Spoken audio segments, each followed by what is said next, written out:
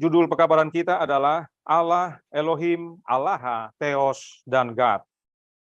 Salah satu isu yang masih mewabah di kalangan gereja-gereja Kristen adalah tentang pelarangan kata Allah dan penggunaan nama-nama kudus. Meskipun ini bukanlah hal yang baru, karena sejak zaman para pionir kita, kelompok seperti ini sudah ada. Nah, sebagai pembukaan, it's the same. It is the same word. In fact, it's not only the same word. It all comes from the word al, which means powerful.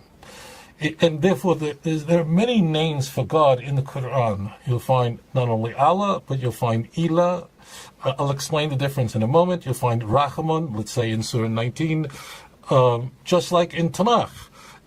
But it's the same Semitic language, but it's so close that, for instance, let's take the name Ilah, okay, which means God in Arabic and in the Quran.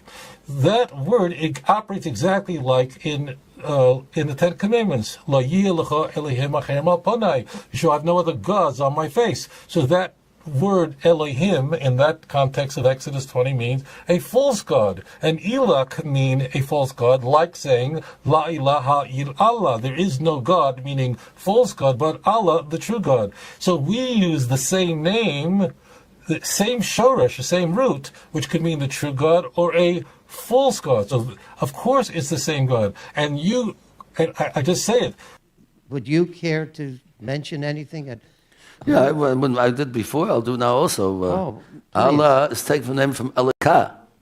Elikah, which is, we use that word all the time.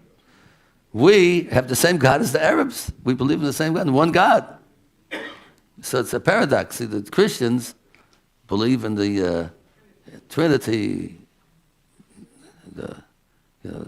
whatever that's supposed to mean, but it's a part of it is their God, who's the JC, we call him.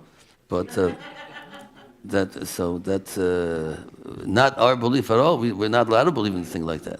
And we're in better terms with the Christians generally than with the Arabs, generally speaking. But we have in common, we believe in the same God. But Allah means God, Elokat, that we say, and they believe in the one God who created the world. Klip yang pertama adalah seorang rabi dari Yahudi yang bernama Tovia Singer. Dia punya channel cukup banyak yang ikuti. Dia menjelaskan bahwa kata Allah itu adalah artinya God atau Elohim dalam bahasa Ibrani, dan itu Allah yang sama yang disembah oleh orang Ibrani. Dalam Al-Quran ada beberapa, salah satunya adalah Ilah.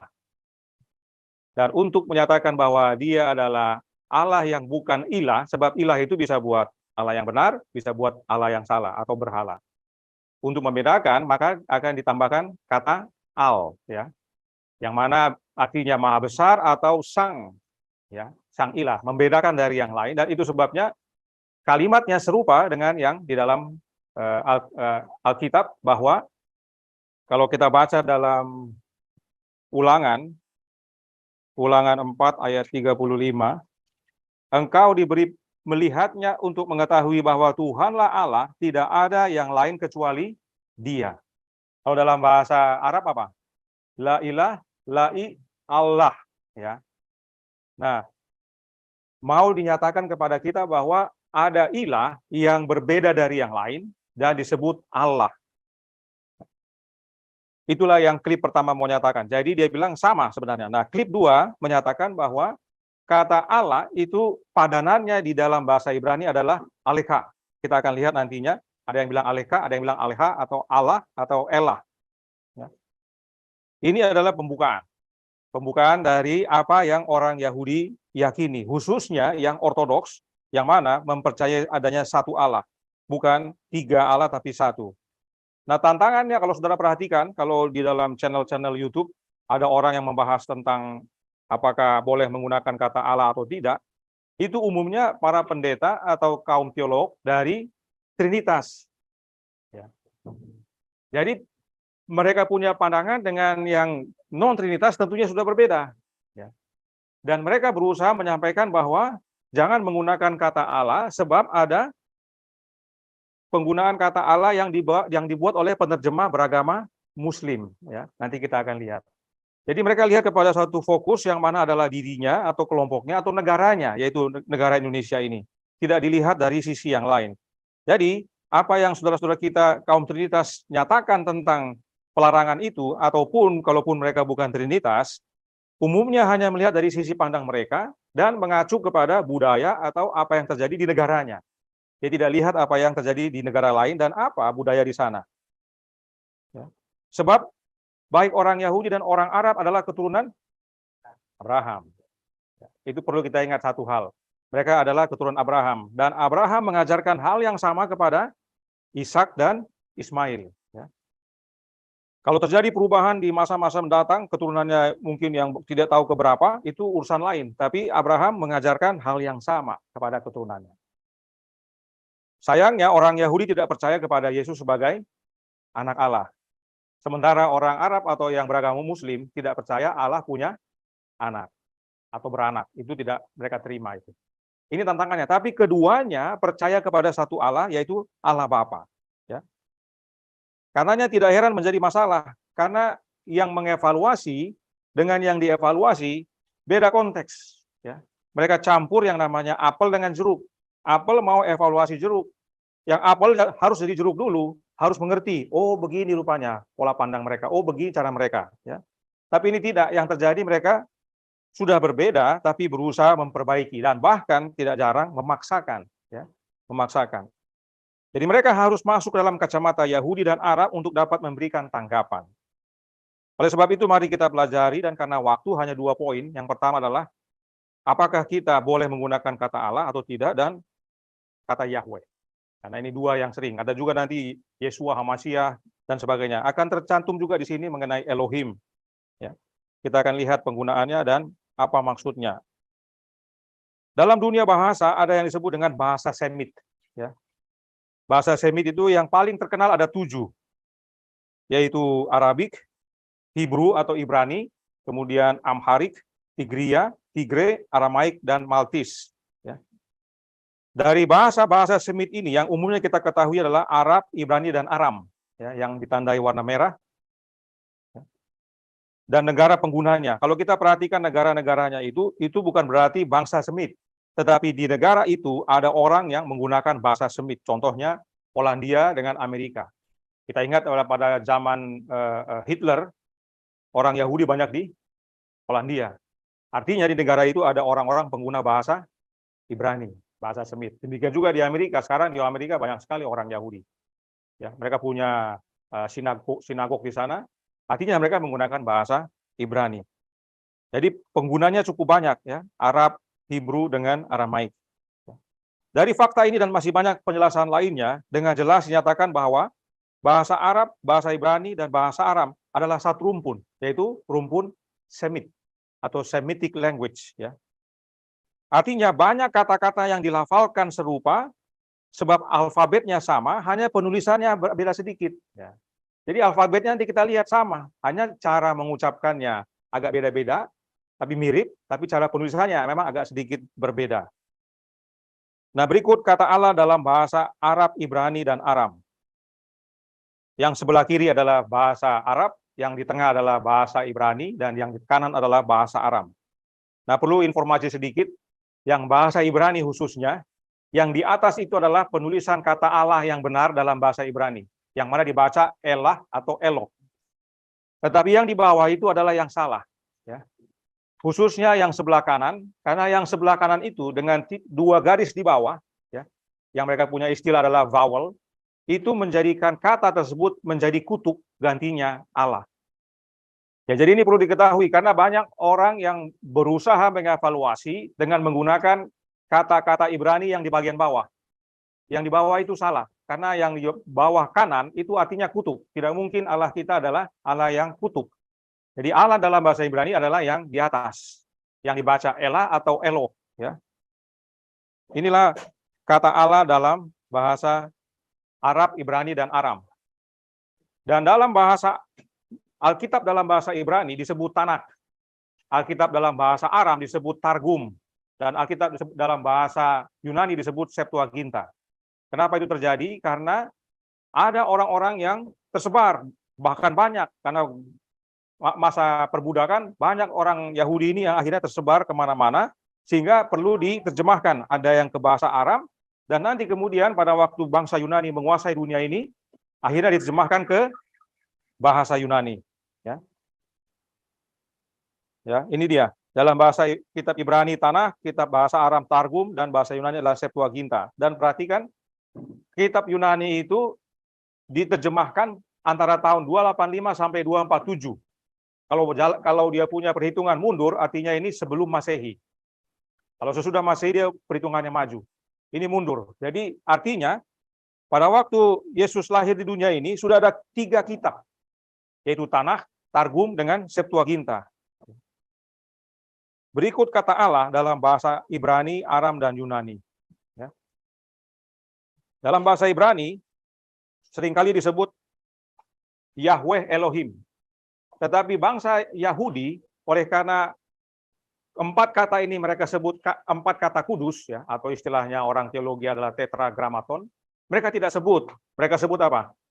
Adonai. Jadi begitu melihat kata Yahweh atau Yod-He, Wav-He ini, yang 4 huruf ini, mereka tidak sebut kata itu, tapi mereka sebut Adonai. Adonai juga artinya Tuhan. Jadi mereka akan sebut Adonai Elohim. Nah, dalam bahasa Aram, kata Tuhan Allah adalah Maria Allaha. Ya, mirip-mirip bagian belakangnya dengan kata Allah. Dan dalam bahasa Yunani, khususnya dalam Septuaginta, disebut Kurios Theos. Ya. Jadi inilah bahasa-bahasa di zaman itu yang menyatakan Tuhan Allah. Nah, kalau kita gabung dengan zaman sekarang, dalam bahasa Ibrani, Adonai Elohim, dalam bahasa Aram, Maria Allaha, Yunani Kurios Theos, Inggris Lord God. Indonesia Tuhan Allah, Arab Rab Allah. Ya.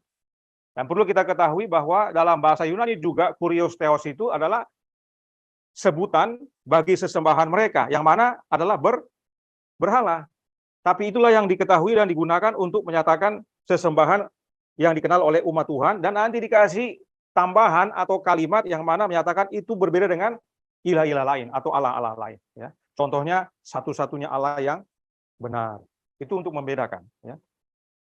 Nah, kalau kita ikuti pembahasan dalam YouTube, ada beberapa yang memberikan pernyataan bahwa Alkitab bahasa Indonesia menggunakan kata Allah karena pengaruh penerjemah Muslim yang bernama Munshi Abdullah bin Abdul Qadir. Beberapa tahun ditunjukkan bahwa gara-gara beliau ini, maka kata Allah masuk dalam Alkitab bahasa Indonesia. Ini adalah satu pandangan dari satu sisi. Oleh karena itu kita perlu lihat sisi yang lain. Apakah itu benar atau tidak? Nah, di zaman sekarang ini, terutama mungkin orang-orang muda sudah lebih familiar. Saya baru akhir-akhir ini menggunakan dan mencobanya, yaitu program-program artificial intelligence, ya. Yang salah satu terkenal adalah ChatGPT.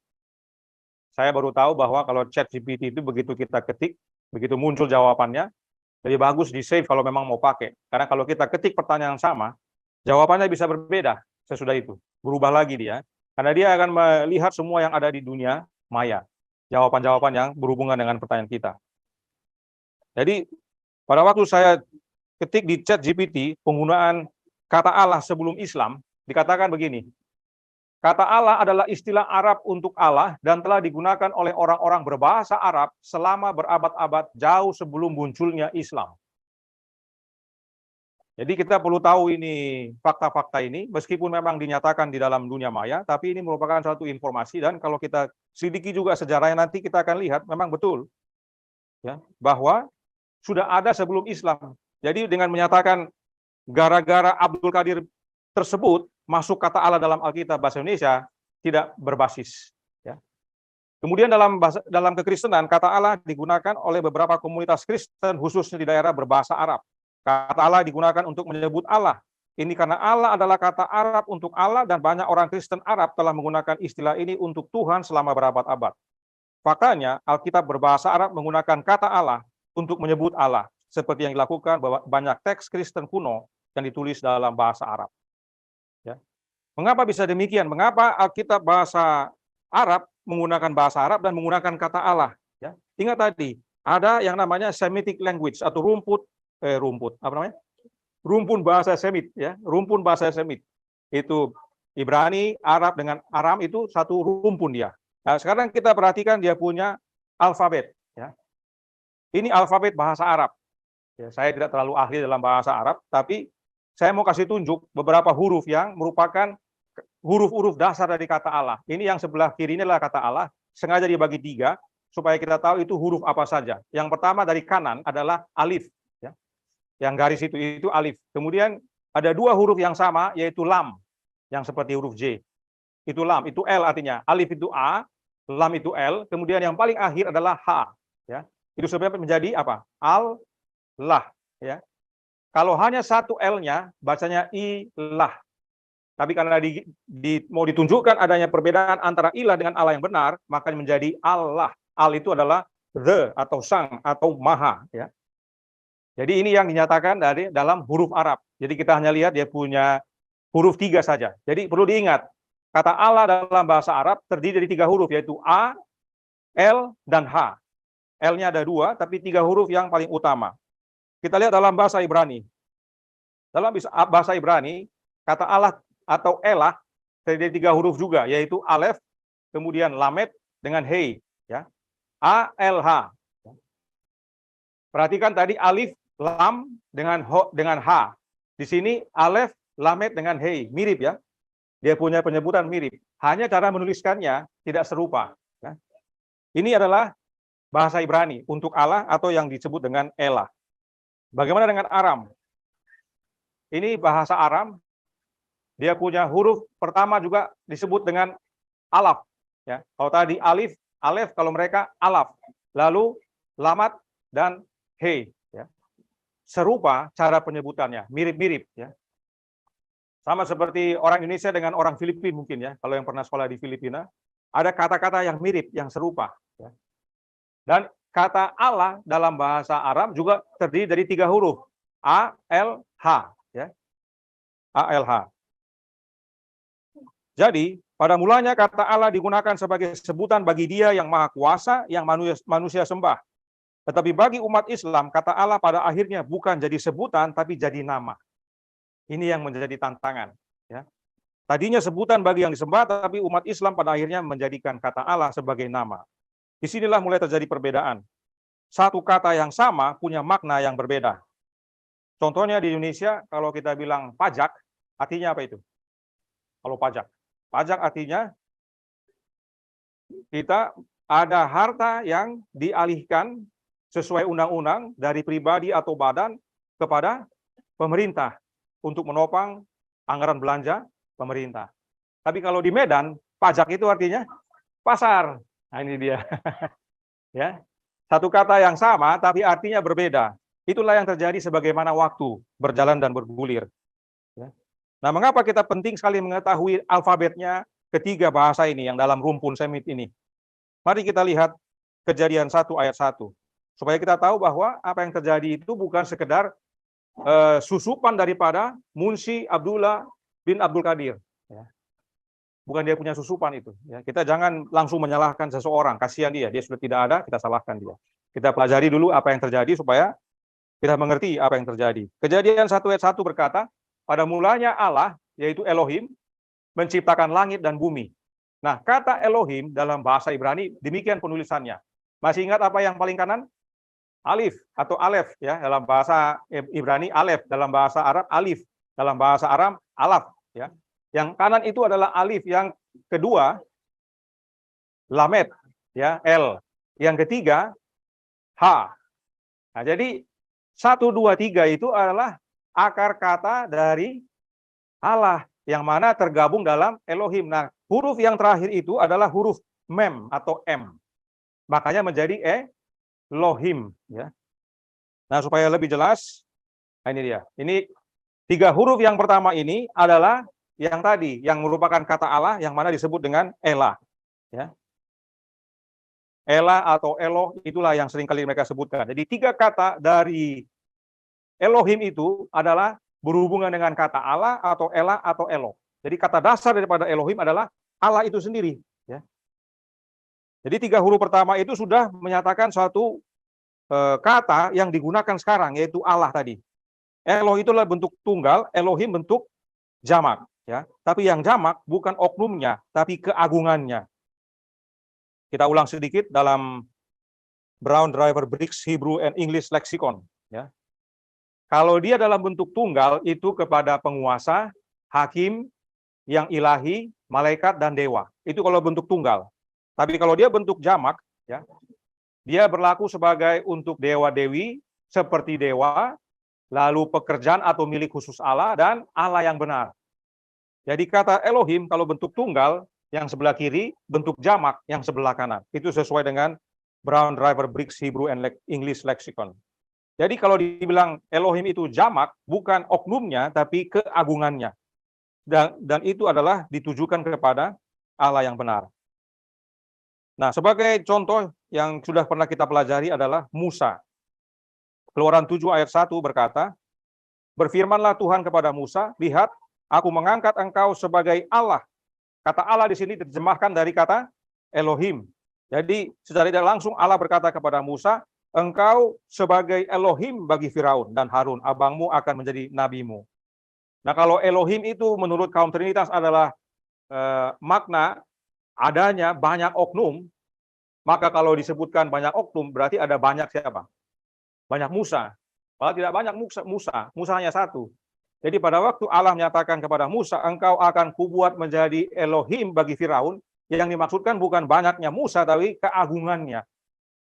Dia menjadi hebat, dia dikenal jadi hebat. Itu sebabnya kalau kita baca Keluaran 11 ayat 3 dikatakan, lalu Tuhan membuat orang Mesir bermurah hati terhadap bangsa itu. Lagi pula Musa adalah seorang yang sangat terpandang di tanah Mesir, di mata pegawai-pegawai Firaun dan di mata rakyat. Inilah makna Tuhan membuat Musa Elohim. Ya, keagungan kemuliaannya itu besar. Ya. Jadi Elohim itu bukan artinya Musa banyak, tapi kemuliaannya. Dia dikenal dengan sangat terpandang di Mesir. Itulah Elohim. Ya.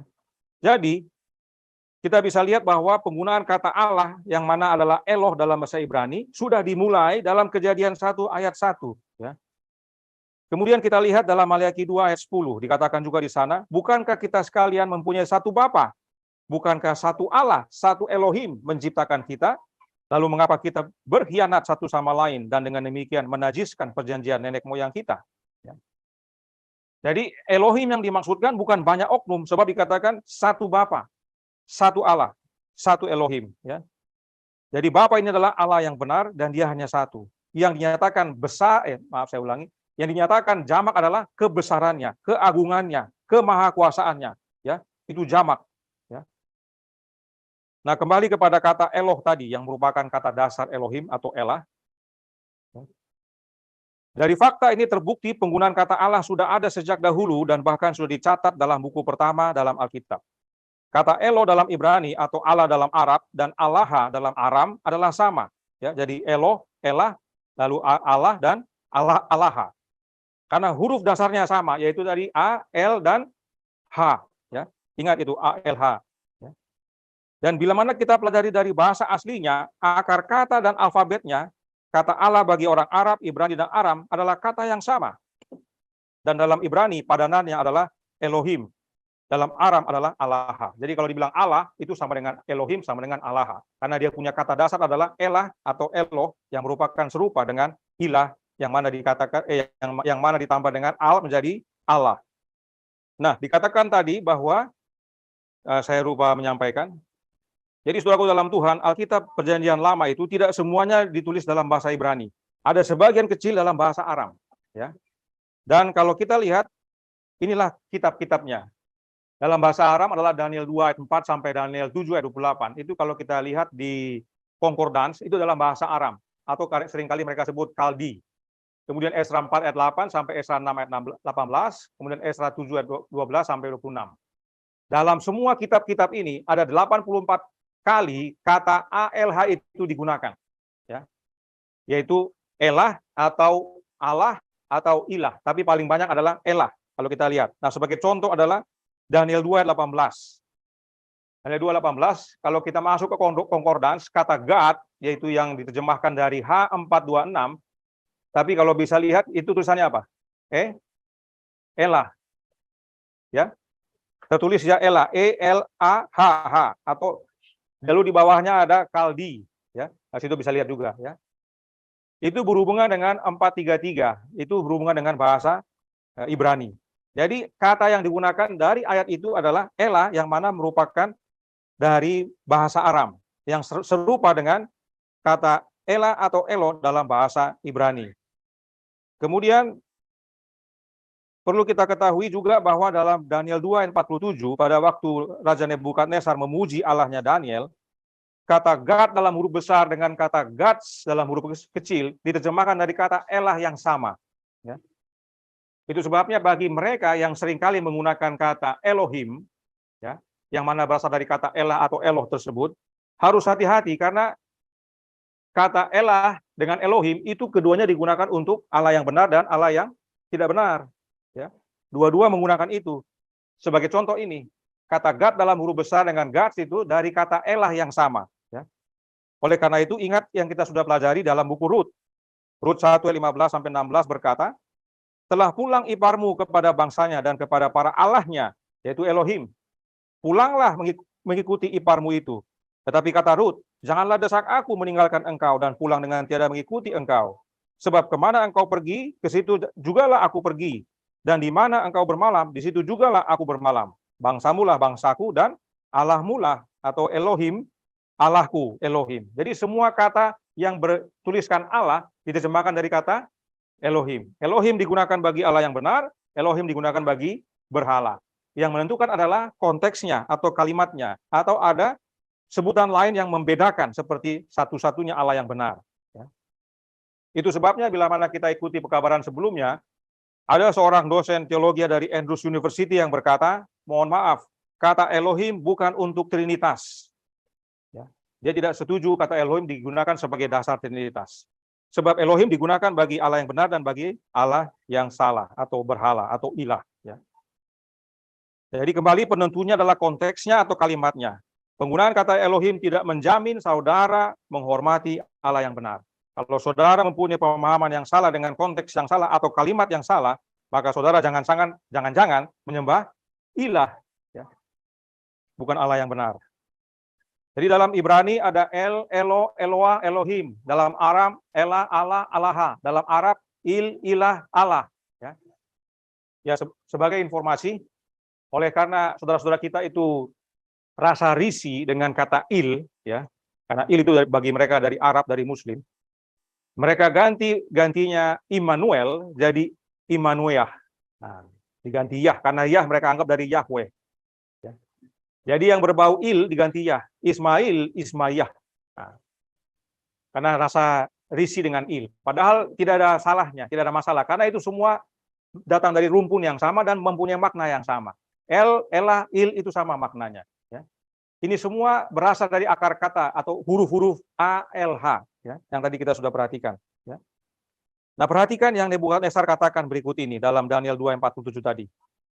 Berkatalah Raja kepada Daniel, sesungguhnya lah Allahmu itu Allah yang mengatasi segala Allah dan yang berkuasa atas segala raja dan yang menyingkapkan rahasia-rahasia, sebab engkau telah dapat menyingkapkan rahasia itu. Nah kata Allah dalam ayat ini entah huruf besar atau huruf kecil, sebagaimana tadi kita sudah lihat diterjemahkan dari kata Aram Elah. Ayat ini ditulis dalam bahasa Aram dan bukan Ibrani. Dan kata Elah itu adalah padanan dari kata ilah dalam bahasa Arab dan Eloh dalam bahasa Ibrani. Dan Allah yang benar itu adalah Allah yang mengatasi segala Allah. Inilah yang membedakan Allah yang benar dengan ilah yang lain.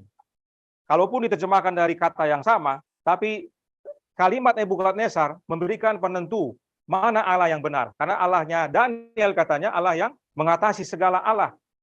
Ya, di Allah atau di ilah. Ya. Kemudian kita lihat dalam Esra 5 ayat 1. Esra 5 ayat 1 dikatakan, tetapi Nabi Hagai dan Zakaria bin Ido, kedua nabi itu bernubuat terhadap orang-orang Yahudi yang tinggal di Yehuda dan di Yerusalem dalam nama Allah. Dalam ini kalimat diterjemahkan dari bahasa Aram, di situ menggunakan Elah. Jadi dalam nama Allah Israel atau Elah Israel yang menyertai mereka. Jadi dari sini saudaraku dalam Tuhan bisa kita lihat bukti-bukti dalam Alkitab bahwa unsur dasar dari kata Allah yaitu ALH, Alif, Lamed, He dalam bahasa Ibrani sudah ada sejak Kejadian 1 ayat 1. Jadi kata Allah atau Elah atau Elohim dalam bahasa resmi Alkitab sudah ada sejak buku Kejadian pasal 1. Itu bukan hasil susupan dari seorang Muslim di Indonesia ini pada waktu menerjemahkan Alkitab. Bukan. Ya. Jadi dalam Alkitab bahasa Arab, saudara akan temukan dalam Kejadian 1 ayat 1 kata Allah, sebab kata Allah sama dengan Elohim, sama dengan Elah, sama dengan Allah. Ya. Kemudian dalam buku Markus, ayat yang sering kita dengar dan baca, 15 ayat 34. Dan pada jam 3 berserulah Yesus dengan suara nyaring, Eloi, Eloi, lama sabachthani, yang berarti, Allahku, Allahku, mengapa engkau meninggalkan aku? Yesus bicara bahasa apa ini? Ini bahasa Aram. Yesus berbicara bahasa Aram. Tapi beberapa orang tidak mengerti sehingga mereka bilang, oh dia lagi panggil Elia. Kenapa demikian? Karena orang-orang Galilea, orang-orang berbahasa Aram. Tetapi orang-orang yang bukan dari Galilea tidak mengerti apa yang Yesus bilang. Yang mengerti adalah orang-orang Galilea. Dan murid-murid Yesus adalah orang-orang Galilea. Itu sebabnya pada waktu si Petrus digoda sama pembantu atau orang-orang di halaman rumahnya Imam besar itu, apa namanya? Ditanya, ya. Ditanya, bukankah engkau sama-sama dia, sama Yesus itu, ya kan? Sebab bahasamu bahasa orang Galilea. Kamu sama-sama dengan mereka. Jadi bahasanya orang mengenal ini orang-orang Galilea karena mereka menggunakan bahasa Aram. Yesus pada waktu mati dan menyerahkan nyawanya, dia berseru kepada Bapa dalam bahasa Aram, ya. Perhatikan, Yesus anak Allah tidak berkata Yahweh, Yahweh, lama sabachthani, tidak demikian. Atau Yahweh, Yahweh, mengapa engkau meninggalkan aku? Tidak demikian. Ya, Yesus tidak pernah dalam Alkitab memanggil Bapaknya dengan namanya. Semua dia bilang Bapa atau Allah. Ya, tidak ada dia panggil Bapaknya dengan nama Bapa itu sendiri. Sebab Yesus tinggal di Timur Tengah, yang mana budaya Timur. Kita umumnya tidak menyebut nama orang tua kita. Ya. Menyebut nama orang tua itu tidak hormat, ya. Kita orang Timur biasanya hormat kepada orang tua, nama tidak kita sebut. Ya. Nanti kita akan lihat apa yang mereka gunakan. Jadi Yesus pada saat itu tidak menyebut nama Bapaknya, tetapi menyebut Allah. Bapaknya adalah Allahnya Yesus. Dan ini menuntun kita masuk ke dalam kata YHWH. Tapi sebelum kita masuk dalam YHWH, kita baca Kisah Para Rasul pasal 2 yang terjadi, yang dimana terjadi hari Pentakosta. Kisah 2 ayat 8 sampai 11. Bagaimana mungkin kita masing-masing mendengar mereka berkata-kata dalam bahasa kita sendiri, yaitu bahasa yang kita pakai di negeri asal kita. Kita orang Partia, Media, Elam, Mesopotamia, Yudea, Kapadokia, Pontus dan Asia, Frigia, Pamfilia, Mesir, Libya, Kirene, Roma, baik orang Yahudi maupun penganut agama Yahudi, orang Kreta dan orang Arab. Kita mendengar mereka berkata-kata dalam bahasa kita sendiri tentang perbuatan-perbuatan besar yang dilakukan Allah. Jadi pada hari Pentakosta, jemaat mula-mula para murid berkhotbah mengabarkan tentang perbuatan besar yang Allah lakukan bukan dalam bahasa Ibrani. Ya. Tapi mereka menggunakan bahasa yang dimengerti oleh orang-orang itu. Dan kalau kita lihat pada bagian akhir, khususnya ayat 11, dikatakan orang Kreta dan orang Arab. Berarti kalau dibilang mendengar berkata-kata dalam bahasa mereka sendiri, orang Arab mendengar para murid bicara bahasa apa? Bahasa Arab. Bahasa Arab untuk Allah yang disembah, atau dia yang disembah apa? Allah. Allah. Ya. Mereka tidak mendengar para murid bilang Yahweh, Elohim, ya, tidak Adonai, tidak sebut. Mereka mendengar dalam bahasanya sendiri. Jadi sejak buku Kejadian, kata Allah sudah digunakan. Demikian juga pada waktu jemaat mula-mula mengabarkan kebenaran. Bangsa yang hadir mendengar menurut kata-kata yang mereka dengar sendiri. Kalau orang Roma, apa yang mereka dengar? Kan bahasa Roma, bahasa apa waktu itu? Latin. Ya. Apa yang mereka dengar?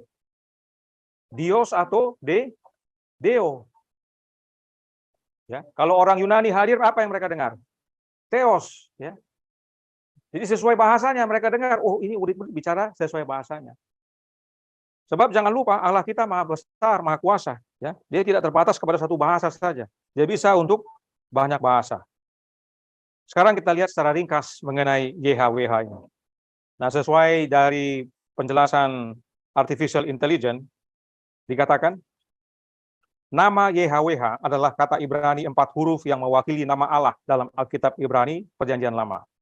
Dalam bahasa Ibrani, kata ini ditulis sebagai itu ya, Yod-He, Wav-He. Ada Waw-He, ada Vav-He. Itu tergantung siapa yang mengajar. Pengucapan nama YHWH dianggap terlalu sakral untuk diucapkan dengan lantang. Dan seiring berjalannya waktu, pengucapan yang benar pun hilang. Ya. Kalau saudara ikuti beberapa penjelasan di YouTube, ada seorang rabi menjelaskan demikian.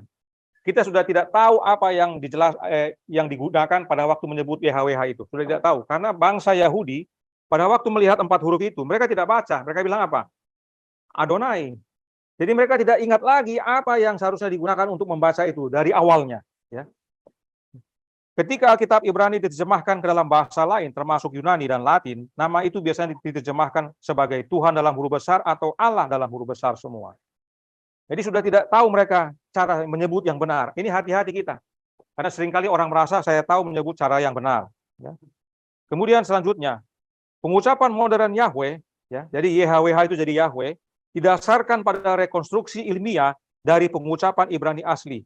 Rekonstruksi ini didasarkan pada beberapa faktor, termasuk vokalisasi nama dalam teks Yahudi awal dan perbandingan kata Ibrani dengan kata-kata serupa dalam bahasa Semit lainnya. Artinya, pengucapan Yahweh ini bukan sejak awal. Nanti setelah tidak tahu lagi mau disebut apa, secara ilmiah mereka coba rekonstruksi. Oh, kalau dari sini, dari beberapa contoh-contoh ini, oh, sesudah ini ada H, ada A, ada H, ada ini, ada ini. Oh, jadi bacanya Yahweh. Itulah yang dilakukan. Ya. Jadi kalau mau selidiki, ada di internet juga. Ya. Bahwa kata Yahweh itu bukan dari awal, tapi merupakan hasil rekonstruksi. Mereka coba-coba isi. Karena kalau YHWH mau dibacakan bingung, bagaimana baca huruf mati semua. Harus ada penghubungnya. Itulah yang mereka bikin rekonstruksi. Oh, ini ada H, ini ada E, jadi Yahweh. Ya. Padahal W-nya itu belum tentu W dibacanya, ada yang bacanya V. Ya. Ya.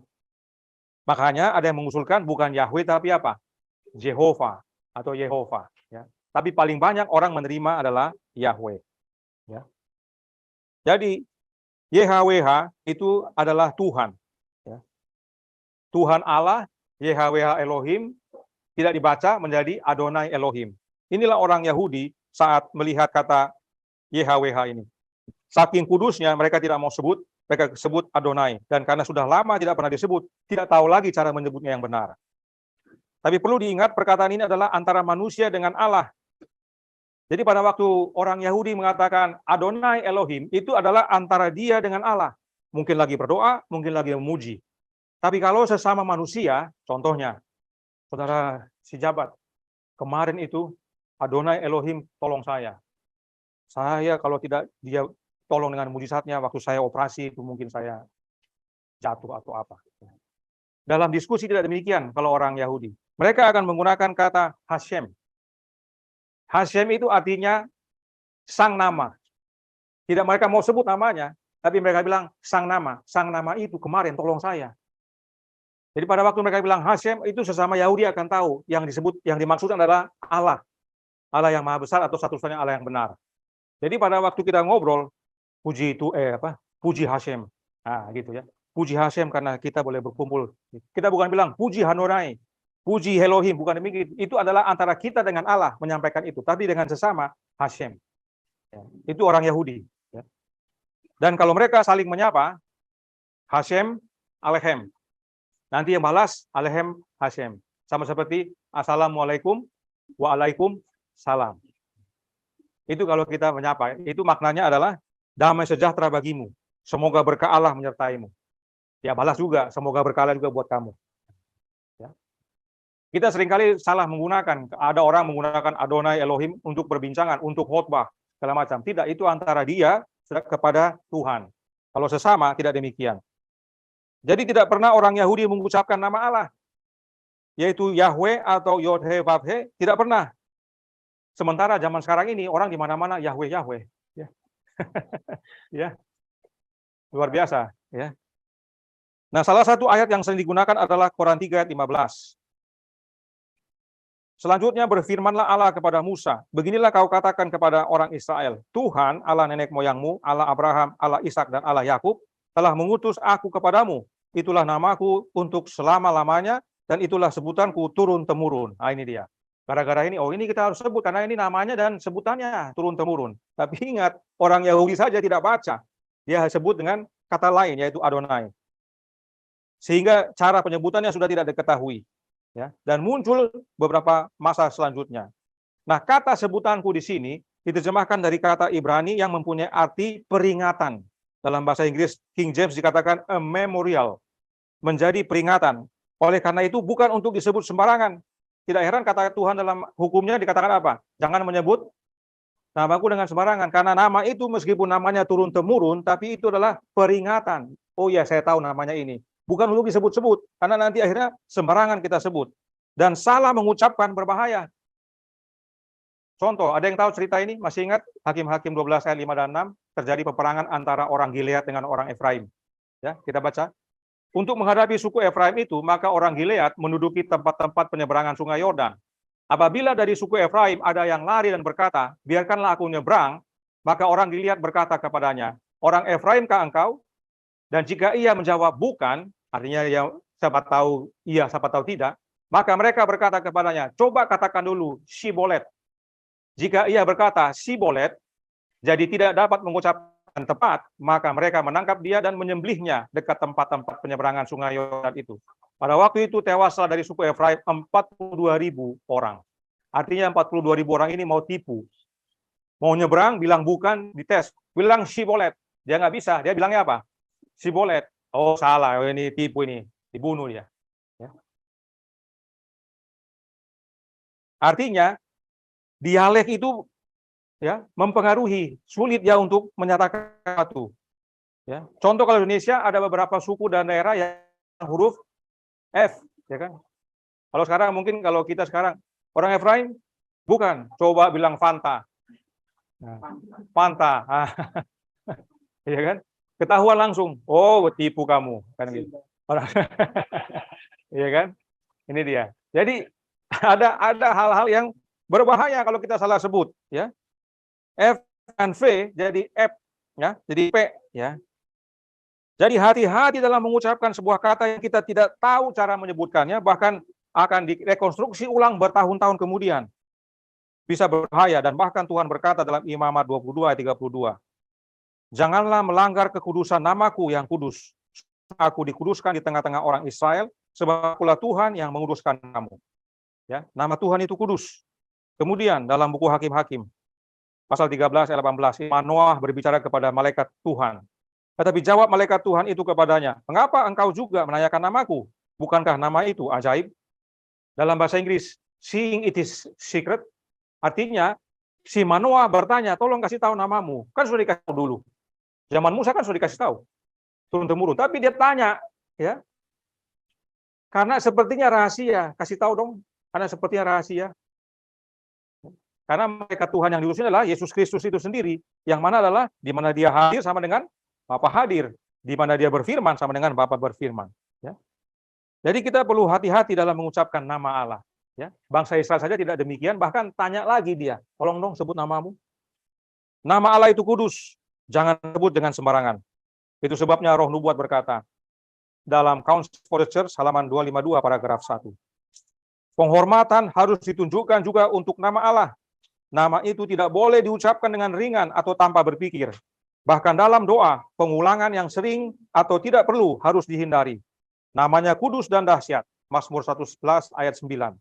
Malaikat saat mereka berbicara menutup wajah mereka. Kita pun yang telah jatuh dan berdosa harus dengan rasa hormat mengucapkannya. Malaikat saja menutup wajah menyebut nama siapa? Nama Allah. Kita menjadikan itu obrolan sehari-hari. Salah satu yang dilupakan oleh saudara-saudara kita yang hobi menyebutkan nama-nama Allah ini adalah mereka lupa bahwa nama Allah adalah karakternya. Dan dengan karakter yang senang menyalahkan, maka mereka menajiskan nama Allah. Saya prihatin karena seringkali orang-orang ini memaksakan orang lain untuk mengikuti apa yang mereka yakini, bahwa jangan menggunakan nama Allah, menggunakan nama-nama kudus. Ya.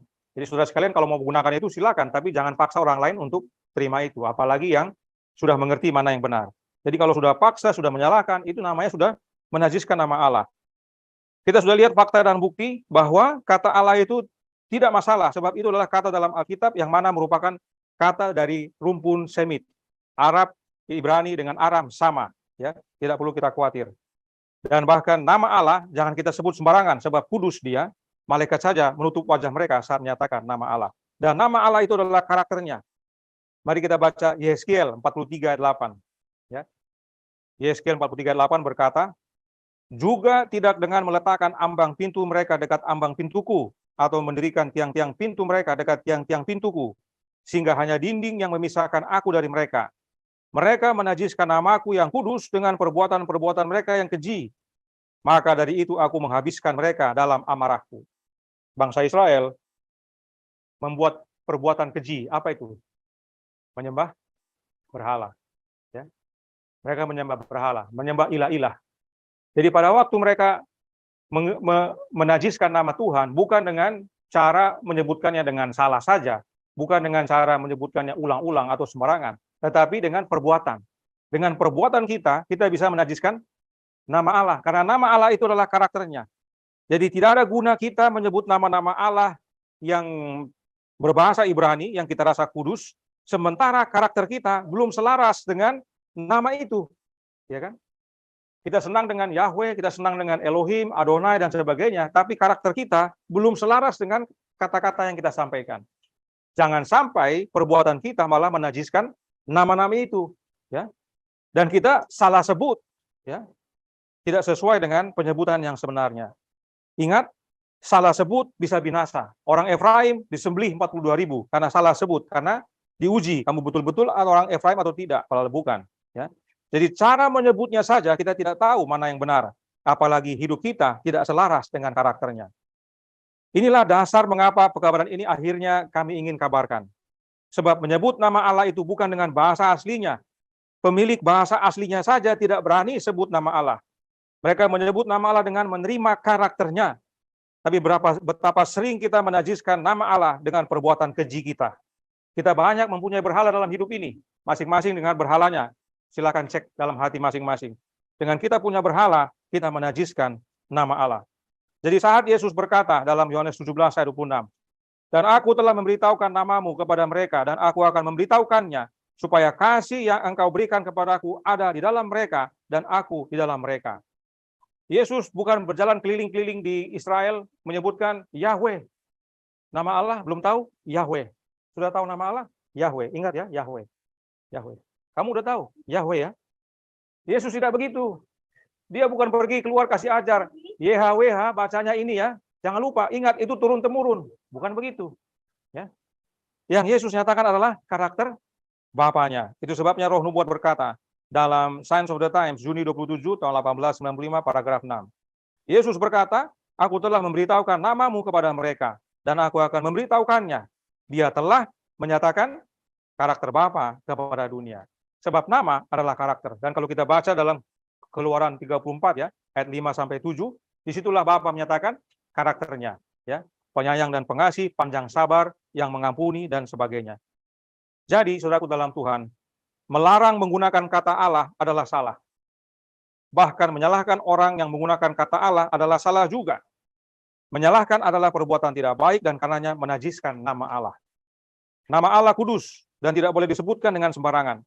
Cara menyebut nama Allah yang benar adalah seperti Yesus, yaitu dengan menyatakan karakter Bapa kepada dunia. Tidak perlu kita sebut-sebut, hidupkan, maka itulah nama yang benar. Dan bila mana karakter Bapa jadi bagian kita, itulah keselamatan. Kiranya melalui pekabaran singkat, pelajaran singkat ini, masih banyak mau dipelajari, tetapi ini sudah cukup untuk mengingatkan kepada kita. Yang terutama adalah kita mengenal Allah yang benar, kita mengenal anaknya, dan menerima karakternya. Itulah penyebutan nama yang benar. Tuhan memberkati, saya bawa dalam nama Yesus. Amin.